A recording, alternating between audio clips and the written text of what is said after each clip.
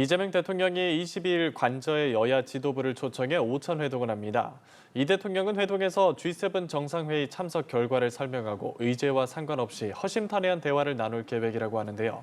한편 김민석 국무총리 후보자를 두고 여야 공방이 가열되고 있는 만큼 어떤 주제들이 오갈지 이야기 나눠보겠습니다. 이와 관련한 내용 김상일 정치평론가, 장해찬 전 국민의힘 청년최고위원 두 분과 이야기 나눠봅니다. 어서 오십시오. 안녕하세요. 예, 안녕하십니까. 이재명 대통령이 오는 22일에 오찬 회동을 갖습니다. 이 회동에 민주당 김병기 원내대표 그리고 국민의힘 김용태 비대위원장과 송원석 원내대표가 참여할 예정인데 어떤 이야기가 오갈지 좀 전망해 본다면요. 처음에 이제 말씀해 주신 대로 예. G7 정상회담과 관련해서 네. 있었던 일화나 결과를 설명을 할 것이고요. 그 에피소드와 관련해서도 스몰 토크가 좀 있지 않을까 이런 생각이 들고, 이어서는 앞으로 이 이재명 정부가 나가는 데 있어서 정치가 좀 복원이 되고 협치의 중요성, 국민 통합의 중요성 이런 것들을 좀 강조하지 않을까 싶습니다. 반면에 야당에서는 이제 본인들이 지금 현실적으로 있는 상황에서 최대한 좀 배려를 받을 수 있는 부분에 대한 요구라든가 부탁을 좀 하지 않을까라는 좀 예상이 되는데요. 그중에 예. 하나가 이제 법사위원장과 이런 부분에 대해서, 그다음에 야당을 협상 파트너로 인정해주는 부분에 대한 요청 사항이 좀 담기지 않을까 싶습니다. 예. 대화 분위기는 좀 어떨 거라 보십니까? 일단 저는 상대 정당이긴 합니다만 이재명 대통령이 빠른 시기에 여야 지도부를 초청해서 관저에서 식사를 하겠다는 것 자체는 긍정적으로 평가를 합니다. 네. 대통령이 직접 나서서 이런 대화 분위기를 마련하면 국회에서도 여야 간의 원내 지도부 협상이나 또는 각자 정당 대표가 선출되면 당 대표끼리의 회담도 정례화되는 등 대화의 물꼬가 트일 가능성이 높기 때문이죠. 이재명 대통령 입장에서는 오늘 발표한 추경 예산에 대한 협조라거나 또는 김민석 총리 지명자 관련 여러 논란이 불거지고 있지 않습니까? 그와 관련된 야당의 협조를 자연스럽게 구하는 자리가 될 것으로 보여지고요. 야당은 앞서 김상일 평론가께서 말씀해 주신 것처럼 원내 운영에 있어서 법사위원장 자리 등 대통령이 조금 여당에게 야당을 존중하라는 당부를 해달라라는 부탁 정도를 할 수 있고, 또 의외로 지난 국회 사랑제에서의 이 점심 식사 자리에서도 방탄법에 대한 쓴소리가 김용태 비대위원장 등으로부터 나왔거든요. 그럼 이 자리에 간 김용태 위원장과 송원석 원내대표가 다른 건 몰라도 이게 청문회를 이틀 앞두고 벌어지는 만찬이기 때문에 예. 김민석 총리 지명자 강행에 대한 우려는 오히려 이재명 대통령에게 전달할 가능성이 있다. 그래서 분위기 자체가 화기애애하겠죠.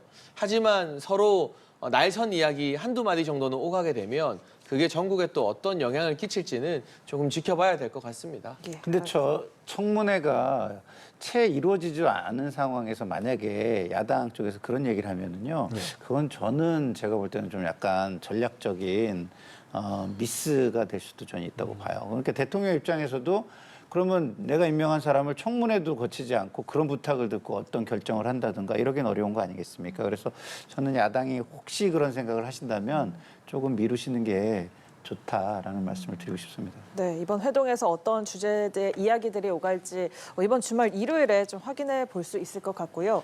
한편 30조 5천억 원 규모의 이재명 정부 첫 추경안이 국무회의를 통과했습니다. 이 안에 따르면 민생회복 지원금으로 전 국민이 소비 쿠폰을 받게 되지만 또 소득별로 차이가 있습니다. 그러니까 보편 선별을 믹스한 지원 방식인데 좀 어떻게 평가를 하세요? 일단은 굉장히 고심을 한 결과다라는 생각이 드는 게요. 저는 개인적으로는 그 선별 지원이 그 진보 정권으로서는 저는 맞다고 생각하는 사람이에요. 그렇지만 그동안 이재명 대통령께서 쭉 주장해 오신 바가 있기 때문에 그거에 대한 어느 정도 관성이라는 것도 있는 것이죠. 그래서 그 부분에 어쨌든 야당의 비판이라든가 이런 부분도 좀 수용한 모습으로 구성을 한 예산안이다. 이런 차원에서는 정치적으로는 좀 여러 가지를 고려한 예산이라고 좀 볼 수 있고요. 예. 정책 효과 면에서 본다면 얼마나 소비가 이루어지고 선순환을 만들어낼 수 있느냐라는 거예요. 그래서 지난 그 지원금의 경우에 KDI 같은 경우는 30에서 50% 정도의 효과가 있다고 했고 다른 연구 보고에서는 70%에서 80% 정도 효과가 있다고 했는데 이거는 이제 낮은 부분은 오히려 고소득층에게 지원된 부분이 좀 약간 그것을 상쇄한 부분이 있었을 것이고요. 오히려 저소득층의 소비가 오히려 이 퍼센테이지를 끌어올리는 효과가 있는 부분이었을 거라고 저는 생각하기 때문에 물론 보편적인 것도 안 할 수는 없는 정치적인 사정이 있겠지만 정책 효과 측면에서는 선별적인 부분을 좀 더 강화하는 것이 좋지 않겠나 이런 말씀을 드리고 싶습니다. 네, 첫 추경안 어떻게 보고 계세요? 그러니까 저 개인적으로는 아쉬움을 토로할 수밖에 없는 게 이 30조 원이라는 돈이 정말 어마어마하게 큰 액수입니다. 제가 알기로 서울과 경기도민 삶에 직결되는 영향을 끼치는 GTX, A, B, C, D 노선 다 추진하는데 예산이 대략 17조 2,500억 원 정도 산정되어 있었고요. 또 부산의 최대 관심사인 가덕도 공항 같은 경우도 사업비가 13조 7천억 원 정도입니다. 그러니까 단적으로 예를 들면 GTX A, B, C, D 다 깔고 가덕도 신공항 지을 정도의 금액이 30조인데 그 어마어마한 국가의 인프라를 바꿀 수 있는 예산을 15만 원, 뭐 20만 원, 40만 원 모든 국민에게 지급해 주는 것으로 과연 그만큼의 장기적인 효과나 변화가 있을 것이냐.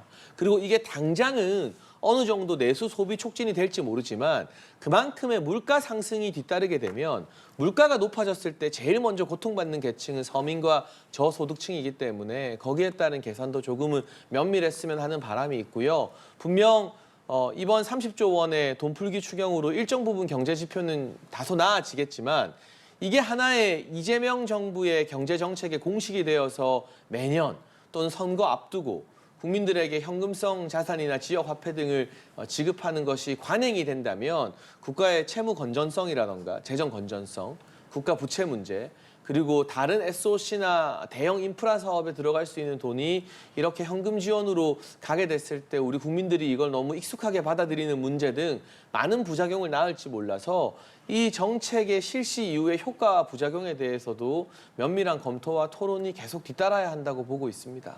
제가 조금 더 설명을 드리면은요. 예. 이런 거는 사실은 경제 정책은 항상 똑같은 효과를 내는 게 아니에요. 다 타이밍이라는 게 있는 겁니다. 근데 지금은요, 내수가 너무나 힘든 상황이에요. 그런 경우에는 어떤 일이 발생하냐면 무너져야 될 부실 기업이 무너지는 게 아니라 안 무너져도 되는 기업들이 흑자 도산을 하는 경우가 많이 발생하게 됩니다. 이런 걸 막는 게 굉장히 중요하죠. 그런 걸 단기적으로 대응하기 위해서는 꼭 필요한 예산일 수 있기 때문에 타이밍상 시기적절하다고 보는 게 맞고요. 물론 굉장히 경제가 원활하게 잘 돌아가는데도 이런 뭐랄까요? 선심성 정책을 쓴다면 그건 오히려 물가를 자극하고 여러 가지 문제가 있을 수 있습니다만 지금 불법 개혁 이후에 경제 주체들이 투자 결정도 하나도 하지 못하고 내수 소비가 굉장히 위축된 상황에서는 단기 대응으로서 적절성이 훨씬 크다라는 말씀을 드릴 수밖에 없습니다. 예. 시기에 대한 생각은 어떠실까요? 그러니까 물론 지금 내수 경기 침체가 우려할 부분이 있다라는 김상희 평론가님 말씀에 저도 동의를 하는데 그렇다면 저소득층 그러니까 기초수급자나 차상위 계층에 한정해서 지급했어도 되지 않나. 그런데 이번에 보면 액수가 조금 다르긴 합니다만 일반 국민과 상위 10%까지 어쨌든 현금성 형태와 비슷한 이런 재난지원금이 배포된다는 것 아니겠습니까? 근데 저 개인적으로는 방법이 있다면 이걸 받아서 기부하거나 하고 싶은데 그렇게 전 국민에게 모두 다 주는 방식의 재원 소모보다는 꼭 필요한 지금 돈을 써야 되는데 생필품을 구입해야 되는데 뭐 밥을 사 먹어야 되는데 그게 어려운 분들에게 한정적으로 이걸 지급해도 말씀하신 효과는 충분히 보지 않았을까. 굳이 이걸 일종의 기본소득 형태 전 국민 상위 10%에게까지 동일하게 적용하는 것, 그 재원 소요가 하나의 관행으로 자리 잡게 됐을 때 우려를 많은 경제학자들이 지적하고 있어서요. 이재명 대통령도 일단 건전재정 중요하다라는 단서는 달았어요. 예. 그런데 이런 식의 정책으로 지지율이 올라가고 약간의 지표 상승 효과가 있으면 이게 정치권에서 지지율 떨어질 때마다 뭐가 안 좋을 때마다 약간 단기 처방식으로 진통제 놓듯이 우리 이번에도 돈 풀어볼까요? 이번에도 지역화폐 한번 풀어보죠라는 게 만성적 해결책으로 나올 수 있어서 그 부분에 대한 주의는 진보 진영 내부에서도 계속 저는 경각심을 울려야 된다고 봅니다. 예, 우려와 기대가 공존하는 것 같습니다. 새 정부의 국정과제를 준비하고 있는 국정기획위원회가 부처별 업무 보고를 받았는데 공약에 대한 이해도가 낮다고 보고 내용이 좀 실망스럽다고 일부 부처를 질책하는 모습을 보였습니다. 글쎄요. 저는 뭐 공약을 만든 것은 정치권이고 비전을 제시하는 것도 정치권이라고 일단은 생각을 하기 때문에 과연 공무원들이 이해를 무엇을 못했다고 이야기를 하는지는 전 잘 모르겠어요. 왜냐하면 실무를 그 부처에서 가장 오래 해온 사람들이고 그 상황을 가장 잘 아는 사람들이거든요.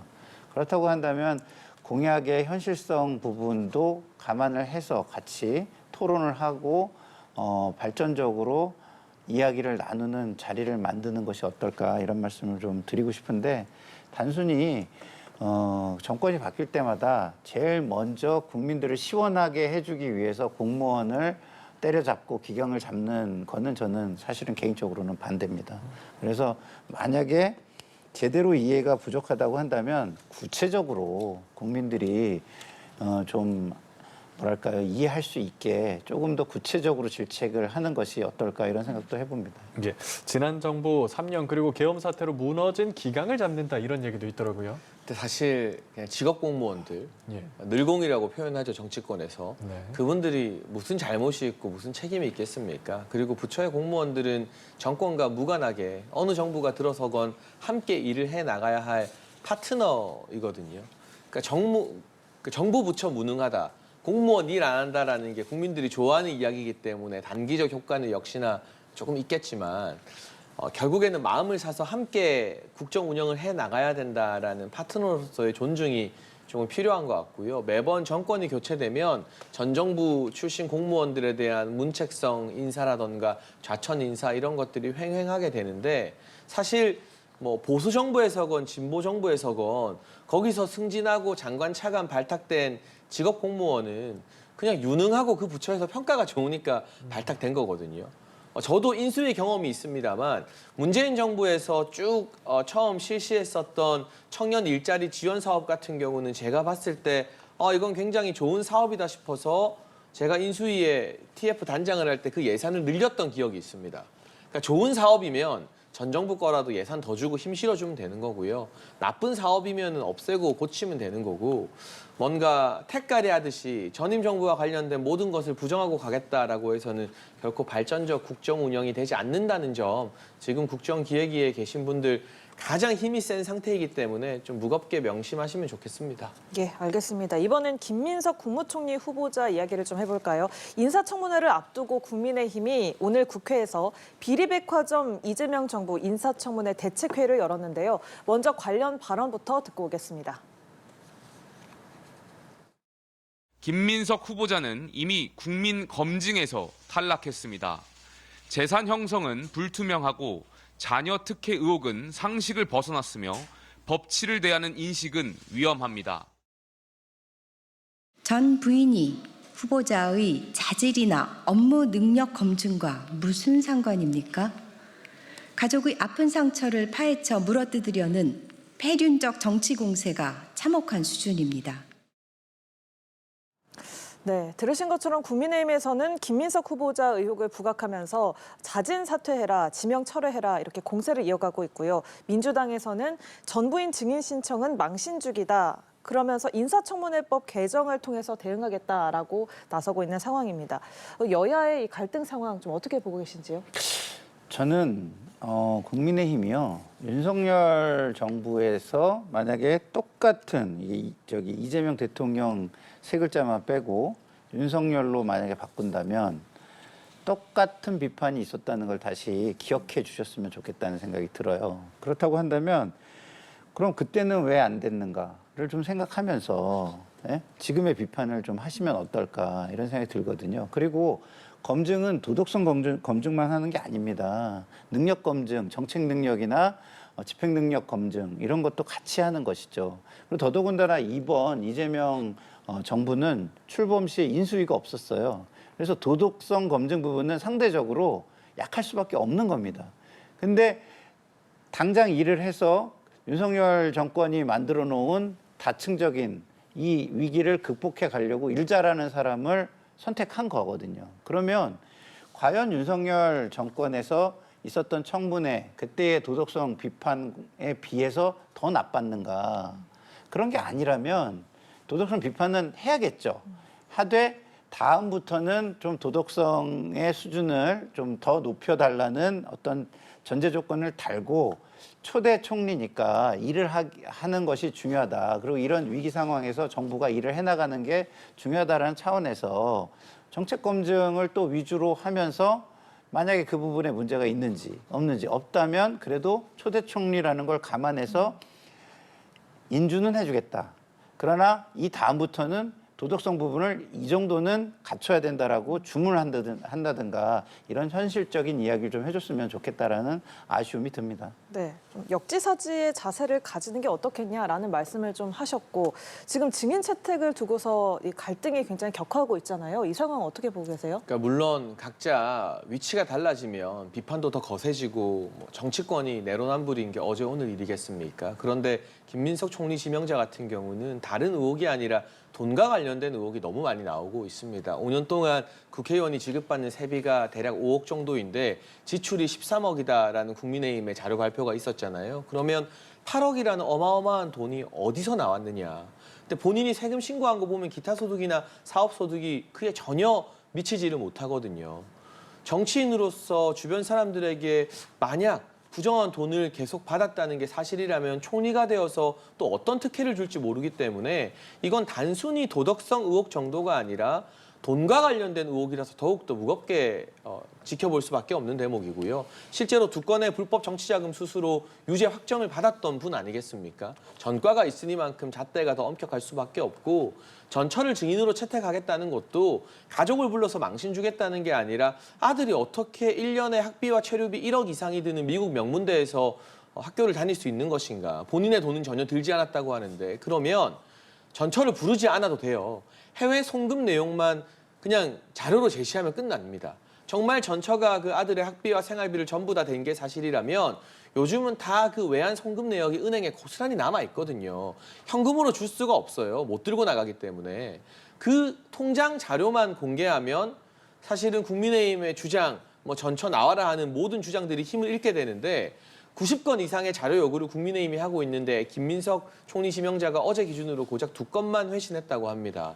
자료 제출도 하지 않고 대답의 앞뒤는 맞지 않고 5억을 벌었는데 13억을 쓰면 나머지 8억은 어디서 났는지 국민들에게 소명도 못하고 있고 불법 정치자금 줬던 스폰서 강모 씨가 다시금 돈을 빌려줬는데 그 7년 동안 그 돈을 안 갚고 있다가 갑자기 문제가 되니까 부랴부랴 어디서 돈을 또 구해서 갚고 석연치 않잖아요. 이런 돈 문제에 대해서만큼은 정치권이 또 이재명 정부가 부정부패를 청산하는 정부가 되기 위해서는 아무리 김민석 총리 지명자를 이재명 대통령이 아낀다 하더라도 국민 정서에 입각해서 결단을 내릴 필요가 있다고 생각합니다. 예. 근데 의혹이 있어도 예. 입증 책임도 또 있는 거잖아요. 모르겠습니다. 제가 봐도 좀 해명해야 될 금액 차이가 좀 있긴 해요. 예. 그렇지만 부의금 등 여러 가지 있다라고 이야기를 하고 있는 것이고 그런 것들에 대해서 만약에 좀 부족한 부분이 있다고 하더라도 또 법적으로 결정적인 입증을 해내지 않는다면 이게 도덕적으로 일부 비판은 있을 수 있지만 과연 이게 불법이냐라고 또 이야기할 수 있나요? 저는 또 그러기도 쉽지 않다고 보거든요. 특히 부의금이나 이런 것들은요. 지금 신고의 대상이라고 보기가 좀 어렵습니다. 그렇기 때문에 청문회에서 해명하는 부분을 좀 더 들어보시고 아직 단정적으로 이렇게 얘기는 안 하셨으면 좋겠다 이런 생각이 듭니다. 그것도 제가 10초만 말씀드리면 문제가 된 5년의 기간 동안 김민석 총리 지명자의 직계 가족 중에서는 빙부상이 있었다고 해요. 장인어른상이 한 번 있었는데 그 부의금이 8억이 들어오진 않겠죠. 이 격차가 너무 크고 오늘 나온 단독 보도 보니까 또 배우자의 베이커리 카페 창업 자금 1억 이상의 출처가 불분명하다. 이제 돈과 관련된 기사들이 어느 언론, 그러니까 뭐 보수 성향, 진보 성향 막론하고 물꼬가 트이니까 계속 쏟아지고 있거든요. 마치 조국 전 장관 임명했을 때를 보는 것 같습니다. 그때도 결국 임명은 강행했어요. 하지만 그 이후 문재인 정부의 아킬레스건이 되지 않았습니까? 그 전철을 이재명 정부가 어쨌든 5년 동안 국정 운영을 잘해야 되기 때문에 돈과 관련된 의혹이 있는 부분에 대해서는 터는 게 이재명 대통령에게도 더 나을 것이다라는 조언을 드리는 거죠. 그러니까 김민석 후보자가 청문회에서 설명을 할 수 있다라고 얘기를 했으니까 그것까지는 좀 한번 지켜보시죠. 예, 알겠습니다. 김민석 총리 후보자 관련 얘기까지 두 분께 들어봤습니다. 오늘 장해찬 전 국민의힘 청년최고위원, 김상일 정치평론가 두 분과 함께했고요. 오늘 말씀 고맙습니다. 고맙습니다.